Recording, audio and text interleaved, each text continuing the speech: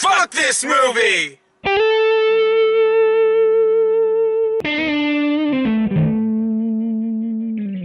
Hello and welcome back to another midnight showing. I'm Kelly. I'm DJ. And we got out of something. I hesitate to call it a movie. Middle school, the worst years of my life. No, I'm pretty sure these are the worst years of our life. Because for fuck's sake! Oh my god! Just why? What the fuck? Wow.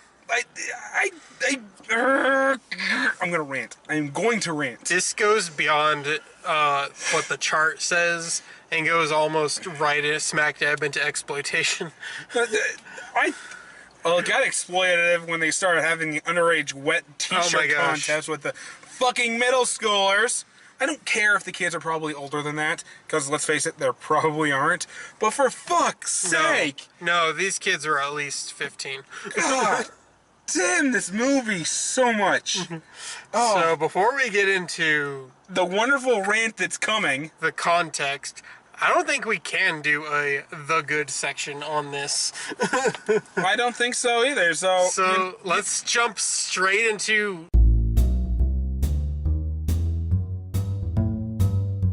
Would you like to start then? I'm going to let you. Yes, I'm going to give a plot synopsis. I'm going to try to stay quiet. I'm going to do a plot synopsis. Then I'm going to jump into that scene and just kind of see if I can check off things. So the basic plot of this is this new kid, Rafe, because that's totally a name. Rave. Actually, it was Rave, the F, which is added by the principal. But yeah, Frave. Frave. So this kid has been ejected from school twice. We know this because his little sister, they might as well have turned to the camera and said, holding the script, turning to the camera, and said, "This is the plot, and this is this kid's backstory." We totally got this in the trailer too. Yeah, the kid. Oh, you've been kicked out of all the schools, 3 schools. This is the only one. Next, if you don't get kicked out again, you're gonna be in prison. Blah blah blah. Like, oh, what fucking little girl talks like this? She's like what? 12? 13? The only real moment with her that I can admit that she was a decent actor was the crying scene. But even that wasn't given to them. Yeah, it was exploited. Anyway, so the kid is going to school and he meets with this douchebag principal played by Andrew Daly. Oh my god, this guy, his whole shtick is just dry humor, but it doesn't work. It's not even dry. It's dry humor to not making a joke. Yeah. That's the thing, is that the few times he makes a joke, he explains the joke. Yeah, every phrase out of his mouth is... God, I was going somewhere with this. Was him... He could have turned the camera and just say, like, "Did you get it? Did you get it?" But then he comes back and explains it anyway. It's like everything he says. And, God, there's nothing realistic about his characters. If you're going to play over-the-top characters, that's fine. But he's trying to play this over-the-top character as straight as possible. And it does not work at fucking all. And he never shuts the fuck up throughout the whole goddamn movie. You know, there's something wrong when I prefer other over-the-top villains, like every Disney villain. No. It says something wholly wrong when we got out of a movie about Kevin Spacey turning into a fucking cat and trying to prevent his son from committing suicide, that is more believable than this shit. And we actually laughed. Yes. I kept trying to feel my face to see if I was actually smiling at anything from this movie, and I didn't. There was nothing. There was nothing in this movie. If I legitimately smiled, it was because one of us turned to one another to, like, make up our own jokes or call people a douchebag. It's so true. Trying to get lines, trying to get our thoughts together for this video. Oh, and we found that far more entertaining. Yeah. The only reason we didn't yell at this screen is because there were a couple people behind us. Annoying, giggling girls who looked like this was their perfect age demographic for it. Yeah. And I didn't even think they enjoyed it. No. So the whole thing is this principal has this code of conduct that I don't even think was so totalitarian when we were in middle school. Oh, no, let's be honest. I don't think Adolf Hitler was as totalitarian as this guy was trying to be with his fucking kids. Wow. Oh, there is no room for creativity. Not just that, they don't even act on it. I remember a rule that, like, a couple girls were kicked out of our school because their skirts didn't go over their knees, and the principal explained this to them. No, you don't understand. There's a wet t-shirt scene involving a girl inside of a white t-shirt. For fuck's sake. Yeah. No. There was a dress code inside of this movie. No branded product. Bullshit, Dave and Buster's. Yeah, no branded crap my ass. Yeah. So the whole movie is this kid breaking the code of conduct, trying to do it anonymously until he reveals that it's actually him.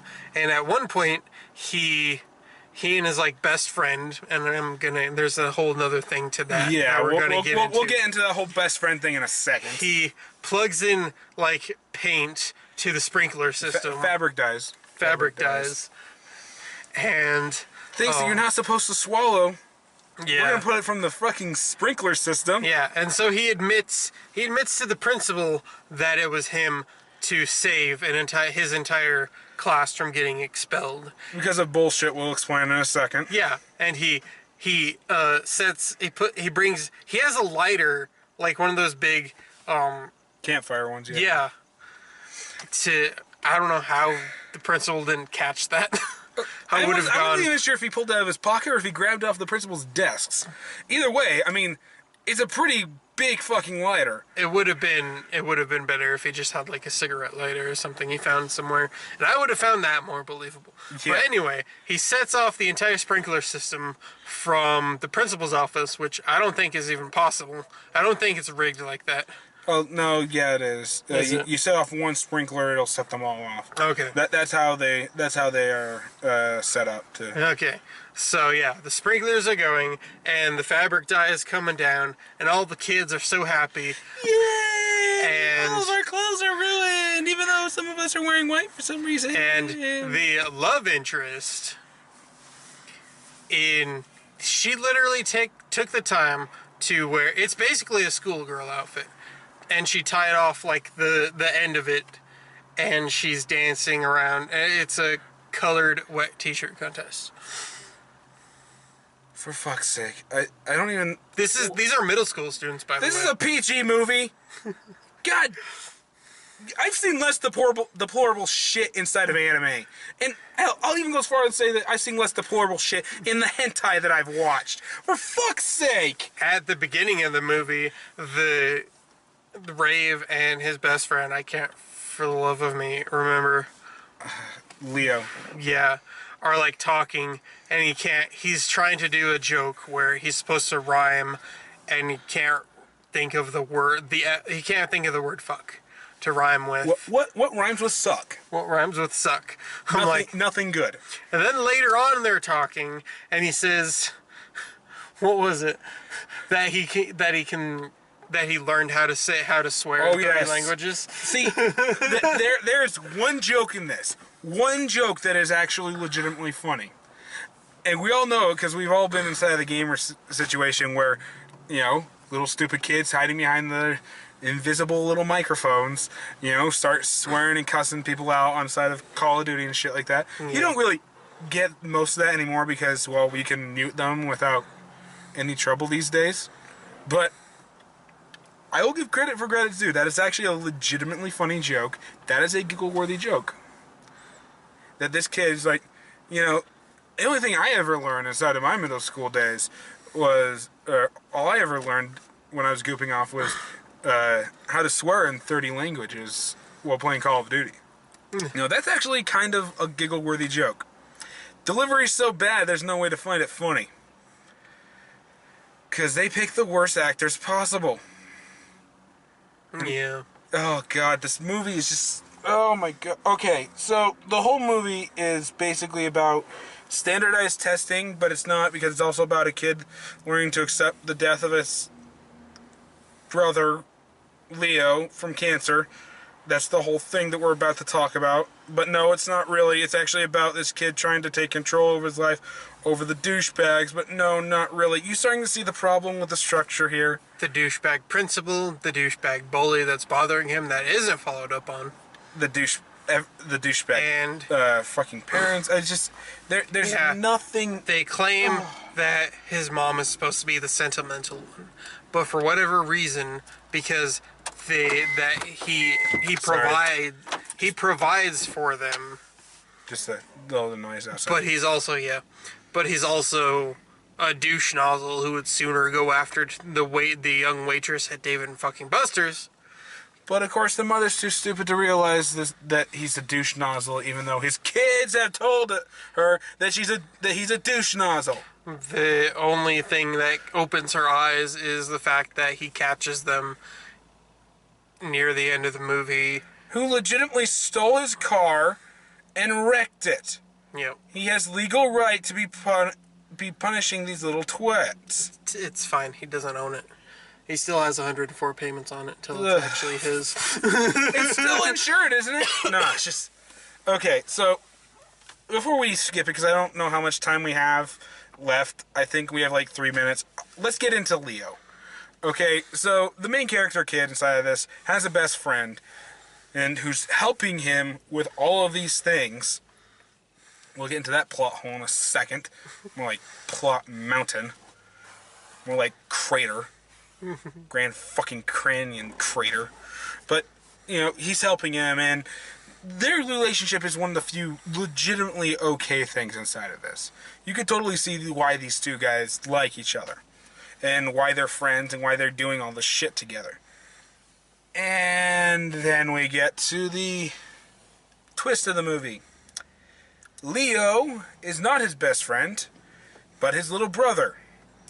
His dead little brother. He's been imagining there, having conversations with, full-fledged, hallucinatory conversations with, I might add, and hasn't been there the entire time. So what we're basically saying is that this kid vandalized the school on many occasions over the course of a month. Over the course of a month. Or not... Yeah. Within, let's say, 10 to 12 hours at a time. Yeah, let's give the benefit to the doubt to this kid that he went to that school immediately after everyone cleared out, say about 7 o'clock. The only people that would be there after that point would be the one janitor, and the janitor wanted all this shit to happen, so he's not like he's going to stop him. Yeah. So let's give the benefit of the kid the benefit of the doubt. He is doing some pranks. The first one is that he posts notes, not just every square foot of the principal's office, but every single hallway, the doors, and a lot of the lockers. Making mosaics explaining his cause. And when did he get the money for this? Okay, he stole the big guy's credit card, but this was after the Post-it note situation. How many hundreds of dollars did you spend on Post-it notes to do that goddamn thing? Yeah. And you were doing it alone the whole time because Leo was never there. Are you fucking kidding me with this bullshit? He would need ladders. He would need a fucking patience that I have never seen inside of a grown-ass adult, let alone a fucking kid in middle school. And that's not the only shit he does. He waterproofs the fucking trophy closet, but he doesn't, because if you're looking at the glass, it's not waterproofed. Yeah, they left the cracks that you can see when you're supposed to slide the glass. Yeah. For fuck's sake. But, you know... Got access to many colorful fish and an eel. In which I was really hoping that eel was going to start eating everything in front of everybody. That would have at least been a funny joke. Yeah. But, you know... What else did he do? Oh, yeah, he rigged the entire school alarm system to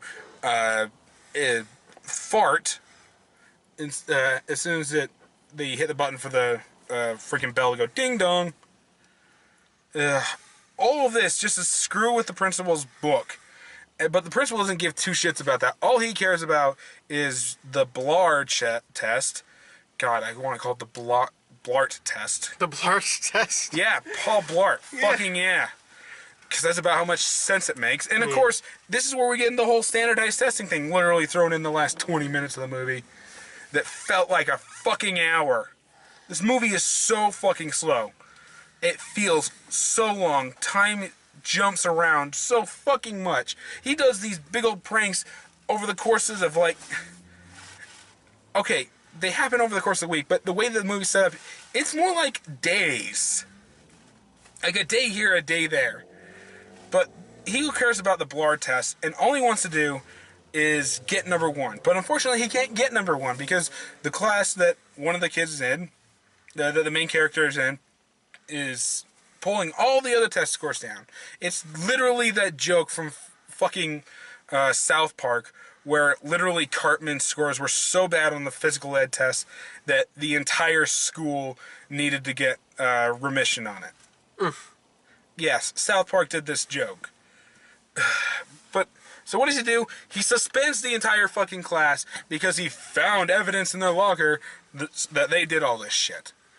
To which I say, bullshit much.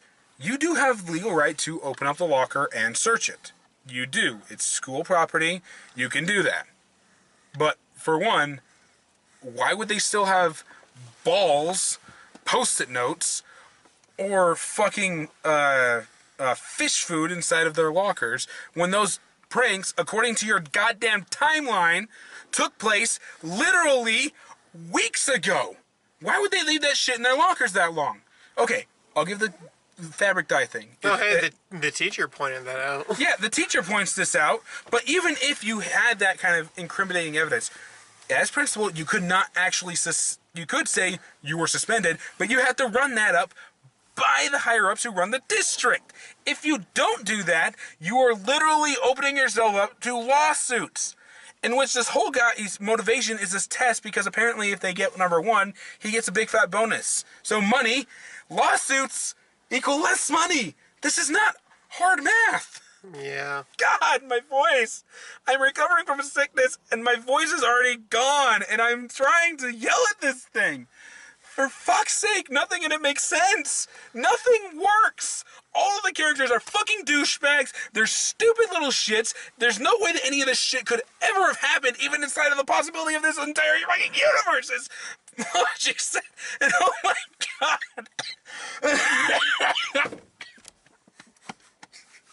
Are you alright? No!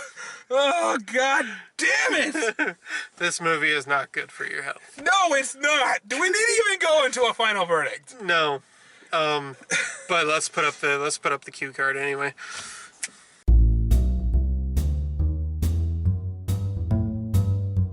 Do not go see this movie. Do not spend your money on it. Do not spend your time on it. Normally on something like this, I would say if you want a bad movie night, you're paying for Netflix anyway. But no, don't waste your time. Watch something else. This gets an honest to God fuck it from me because it's so derived. It's just, I mean, it really does say something. Do you have a worst rating? No, fuck it. I wish there was a worst rating. This might have jumped to the number one spot on my list. I wish there was a worse swear word than fuck that we could use without getting flagged by YouTube's heroes. Oh, what are you talking about? We're already flagged. I mean, seriously. You think I got monetization on this shit? Because I say fucking damn and fuck it all to hell because this movie is so fucking stupid it'll make your kids significantly dumber. It made us significantly dumber inside of this movie. The movie was PG. Because they said hell once. There was literally no other swear words inside of this movie. There's no violence inside of this movie. Oh, there's God, slapstick. We forgot to talk about the damn animated sections. Oh, yeah. The animated sections that come out of fucking nowhere. The kid is an aspiring artist, and he doodles and everything, and his drawings literally pop off the page into these weird Family Guy-esque cutaway animated sections,